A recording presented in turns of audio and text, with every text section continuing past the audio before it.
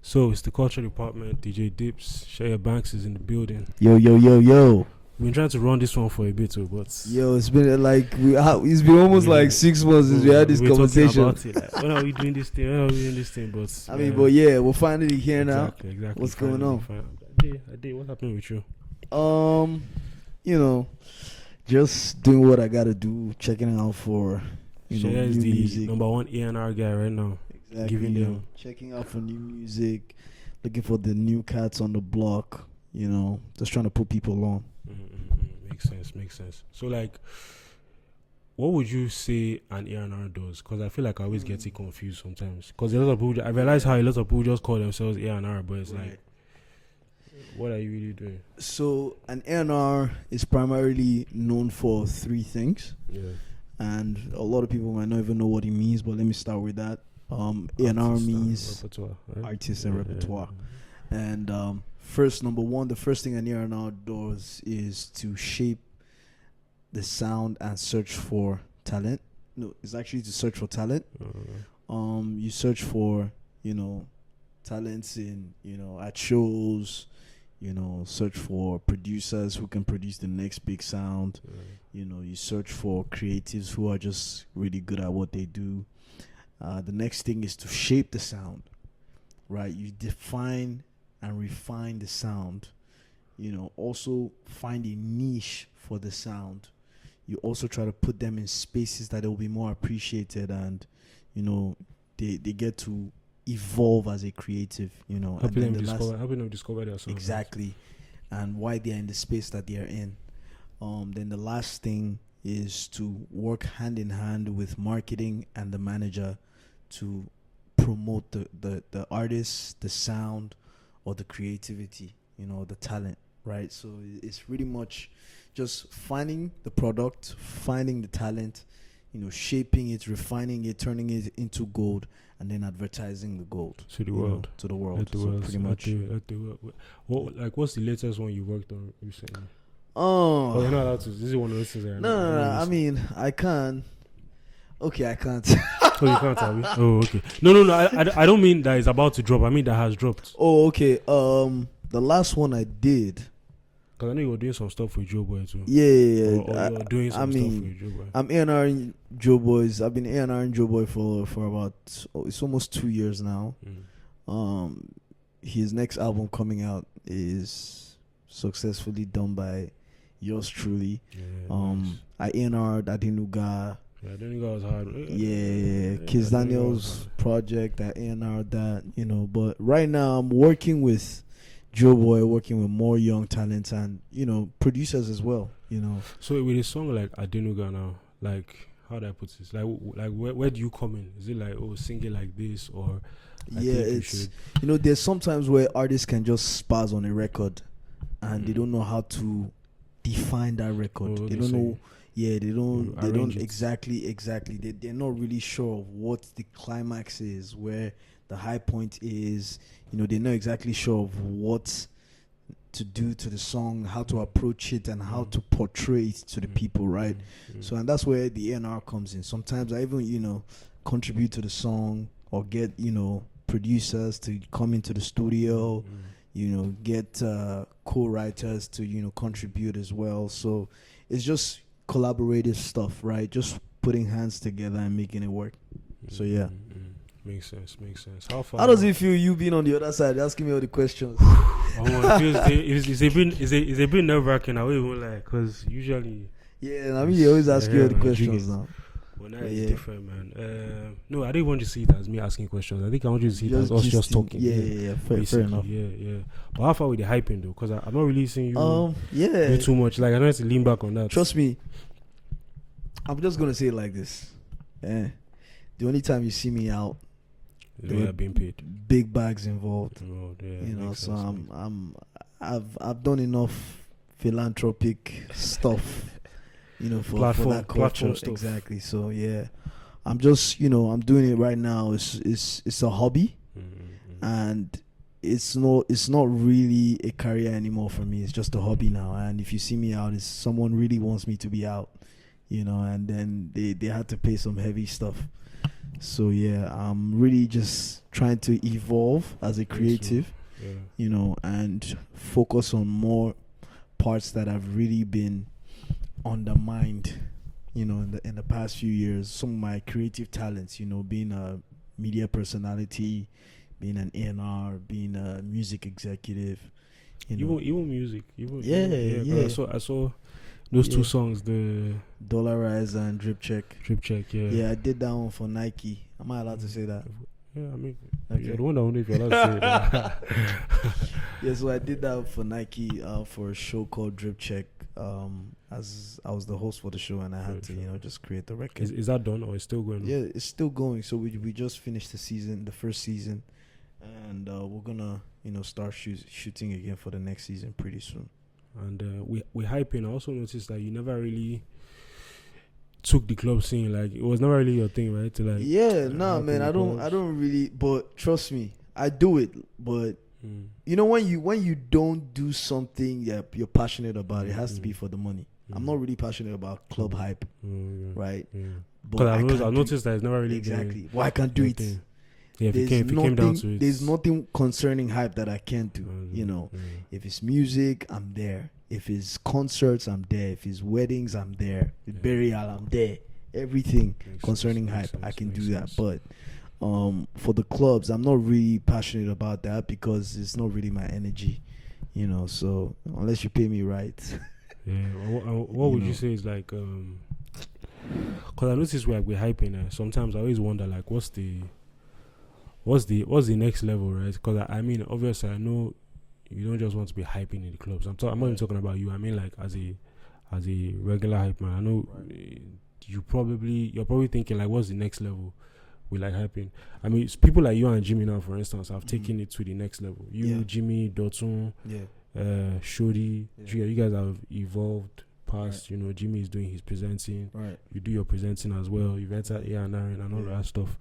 But like, I mean, like, what would you say is like should be like the next level, or you just discovered that yourself, or you just found yourself doing all these things? Like, to be honest, I just feel like I was born with so many talents, and I cannot particularly say there's a next level when it comes to hype. It's like it's a craft that is constantly evolving, and that evolution will take you back to the beginning sometimes. So I can't exactly say there's a next level because it's like a sport. It's a competitive sport. You have to keep evolving. You have to be more relatable. So learning all the new lamba. Exactly.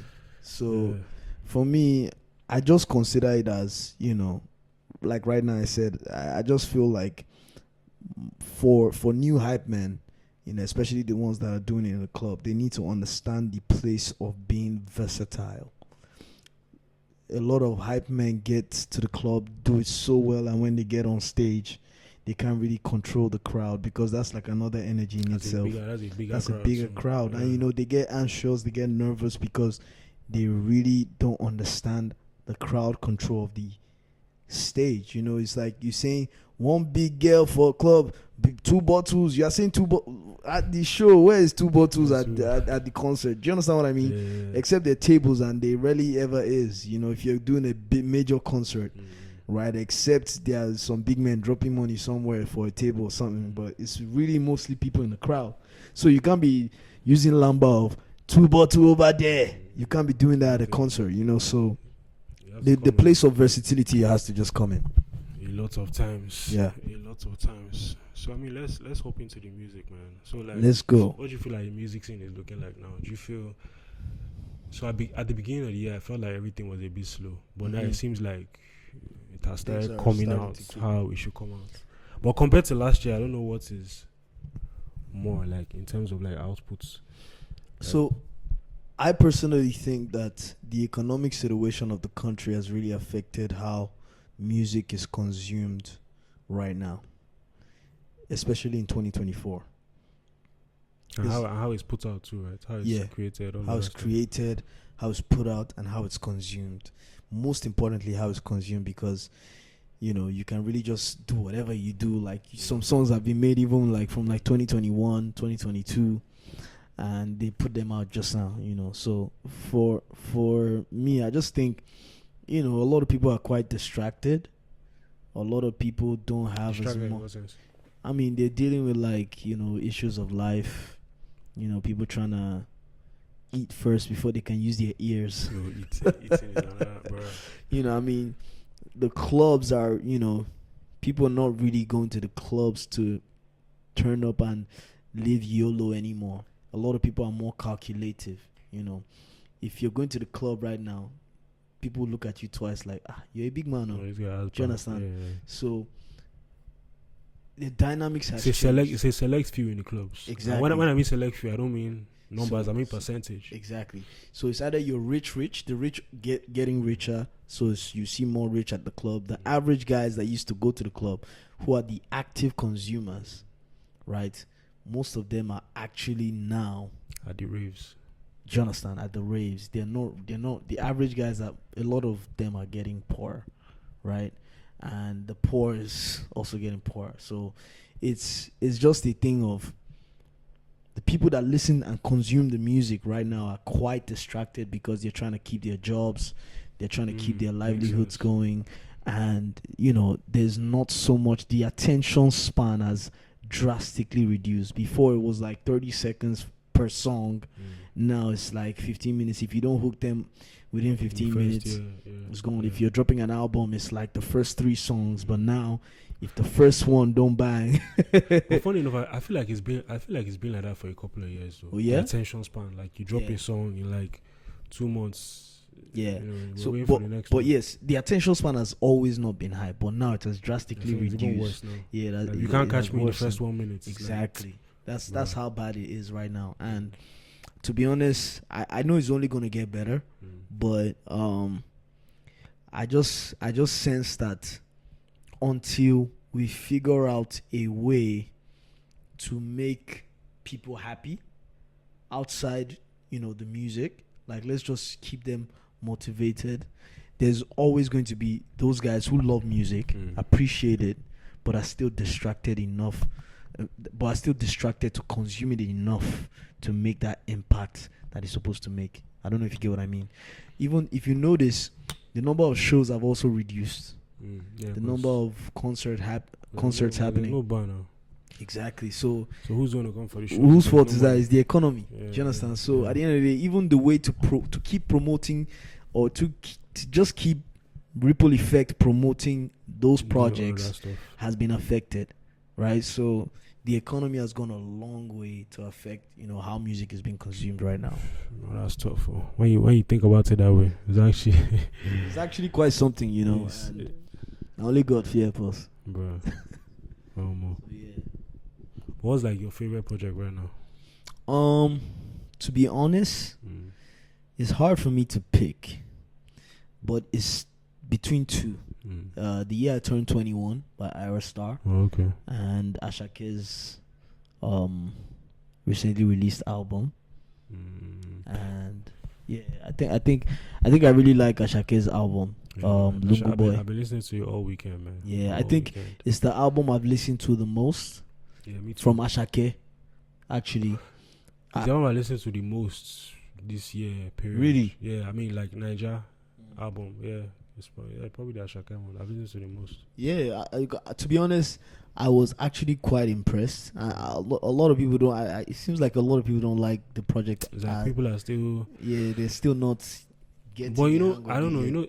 Ever since I learned that, or rather I heard that some people are even paid to bash albums. Since then, I stopped taking people's opinions. Really? I was like, well, you know what? I mean, because I'll be hearing some weird takes online. I'm like, bro, what are you even saying? Do you listen to this thing at all? Do you get?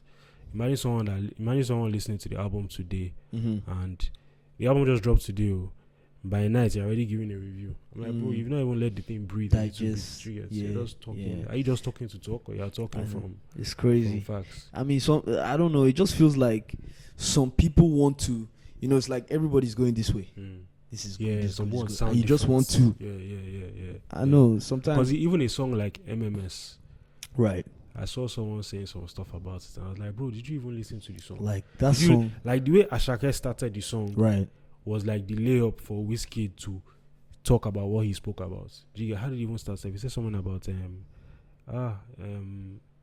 oh you're alone, come along, you're alone. Nah, see that so song, like it was a perfect layup for Wiz to say what. Trust me, I think that song brought out like an emotion in me that made me, you listen to your song when you just listen. Trust. Basically. And the emotion Whiskey put into that project, into that song, made me patient enough to listen to the album properly. The album started quite slow, and then I think from the 6th track, it took a peak and then climaxed. So for me, I think that particular MMS record, that Whiskey emotional part, everything just sort of made me me patient enough to understand what Ashake was trying to do with this project. I think he was really trying to go far away from the Amapiano, vibe and everything, and he successfully did that. There wasn't too much of that going on. It was more musical than right. Maybe that's why people are. Maybe people were expecting that Ashake of 2 years ago, right? But this was more musical than club bangers. So even though you still have club stuff, but and you know what's interesting, because I personally think for an artist who's been here for like 3-4 years now, 3 years, right? I think, especially because people are already familiar with your sound. When it came out, it was new, it was fresh. People were like, "It's exciting. This is different. This guy is cute." It's different. The number is still there. He was still giving us the number. But the exciting thing is, he has shown a very strong sense of versatility. To be honest, it just seemed like Ashake was going to come with a wave, with an Amapiano wave. It was just going to be here for a while. But what he has done with this album, he has shown me that he can go anywhere. He can go anywhere. He was really trying to get in that international bag on this one. He was really trying to do something international. And, for a creative that's been here 3 years, especially because people have gotten familiar with your sound for 2 years, they want to hear something different. It's always tougher to give something different when you already are known for a particular sound and a style. And for me, I think that's what really makes me affiliate with that project, because I'm a creative myself. I know what it means to evolve. I know what it means to try something different and stay consistent, right? When you're already at the high level, when you're at the peak. So for that I give him props, because it's not easy to do something, be successful at it, and try to switch and still try to get it right. Even with a song like Active, like the way even Travis was able to still stay relatable. It was crazy. It's crazy because that I feel like it's one of the best definitions of fusion I've seen in a minute. And shout out to SARS too. Shout out to SARS, man. Like, it's crazy. Like, it's like they blended 2 or 3 songs to create that record. Like, there's the American record on there, there's the Nigerian Fuji record on there, and then there's something else. I don't know, man, but SARS is just like the guy. So creating something like that, I feel like that's a proper fusion. And I no disrespect to Burna Boy, but I don't think I really heard a fusion with samples and originality that good on a record in a minute. I'm still waiting for Burna's album. When it drops, maybe my mouth will change. I think with Burna, when it comes to Burna, man, I leave Burna alone. Let's just leave Burna. Burna is on his own lane. He's on his own lane. So I don't even try and compare anything to it. I just leave but for that record, that particular record, right? There's a Fuji element in there. There's an Afro element in there. Do you understand? Burna is more inclined to, yes, he has the Afrobeat side, but when he's doing fusions, he's more inclined to hip hop and R&B. But then he has that higher song. Higher.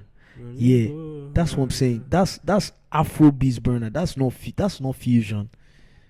If you think about it properly, like if you listen to that song, and it has some piano elements. It does. That's what I'm saying. It's more Afro than even American or. But the fusion is like fusing like cultures from there, and cultures. That's what this song really represents. This active record, right? Song, it gets more. Okay, you have that hip hop side 90s. It has the Afro Amapiano side. then the Fuji side to it. I think it's brilliant. I think it's brilliant. Very well, perfectly executed. Yeah. But do you think anybody has had this type of run before? This Ashake run? The run? Yeah, this run is. Oh man, I don't think so. I don't think so, man. Like, oh wait, let's deep it too. Davido have that run. Wiz, where they were just going back to back every year, new projects, news. Like, I won't be surprised if he's dropped this jam now. I won't be surprised if this is August. I won't be surprised if in October he gives us another single again. So you guys just collect this one for December. I know, right? You understand? I know, right? I mean, he doesn't stop, man. I think he could do that. I also think Rema could drop another album. Just my. Oh, you think he can drop another album? Yeah, I don't think he needs to. He doesn't need to, but he just might. I think he has like 4 songs on the album to go for the rest of the year. You're right, but at the end of the day, that's not really how it works. Because if you look at it, sometimes it's really just the vibe, and sometimes the attention span, like we said. Before you know it, people can... Just like how he dropped Woman. Exactly. I heard the story about how he dropped Woman. Crazy stuff. Yeah. He was angry, he lost the BETs, got in the studio, the next day, Ozedi Kosa and Boss Brain. Yeah. So maybe if he had won the BETs, maybe he would have never had Woman. I know, right? Yes. I know, right? That's another way to look at it. Speaking to the vibe thing you're talking about, like right. It's just really a vibe, like, and I feel like on this album Rema did he was really just trying to go more Afro. He was trying to solidify, and even the song he was mad. Yeah, it was mad. He may not say this, but I think Rema is trying to solidify that Afro pop banger status. Like, the run Wizkid had back in the day had so many bangers before he decided to go fully international. Yeah, he did the Wiz thing. He had the EME. He had the EME thing. He had too. the Baddest Boys. He had the Superstar, Dondo, Tease Me. He had all of those bangers that, he could play 10, 15, 20 years and they still slap. I think that's what Rema was really trying to do with this album. Was trying to create like a catalog of bangers. And Rema definitely knows how to create an album. I mean, his debut album showed it excellently, right? His Deluxe showed it excellently as well. So I think he might just give another album sooner than we expect to just lay out that proper. No, but I think you should let them chop this one very well first. Cause but bro, have you seen? You've seen how it is now when that Oziba comes on. Yeah, it's crazy. Machan, it's actually crazy. Bro, it goes actually crazy. I think the one they haven't really chopped very well is the Yayo, and I really like Yayo. Yeah, Yayo. I really like the song, but they haven't chopped it the way they are chopping Oziba and You're right. And Machan. I think it seems my fave is probably Yayo. Yeah, it's probably my fave is probably Yayo. I also like Villain because you can listen to it without doing too much. Yeah, you're right. And it doesn't really give the dark Rema. I mean, I also like Villain. Villain is Villain. I can relate to that personally. Sometimes you might just be the villain. When you're trying to be the good guy, you could be the bad guy. And there's so many. Is also exactly. I like those elements. I don't know what they were saying. It was actually saying something about there's so many people. But I'm number one. Indian. It sounded something. I don't know. Swahili. Oh, okay. So he's saying something about, there's so many guys that are good or something like that, but I'm number one. Okay, that's what it translates to. Yeah, that's what it translates. And he is actually means number one. So in Swahili or just in general? I think in Greek or Latin, I'm not sure. Okay. But yeah, it means number one. And for me, I think that's the highest intentionality that anybody could display. Yeah, on the song. Shout out to him, man. He knows how to make good stuff. He's been up and up since he started. Yeah. His consistency is part to none. Yeah, it's crazy. Well, anyway, I think we can wrap it up here, man. Thank you for having me, man. Just to do something real quick with my guy. Thank you. Yeah, man. I'll see you guys on the next episode. Nice one.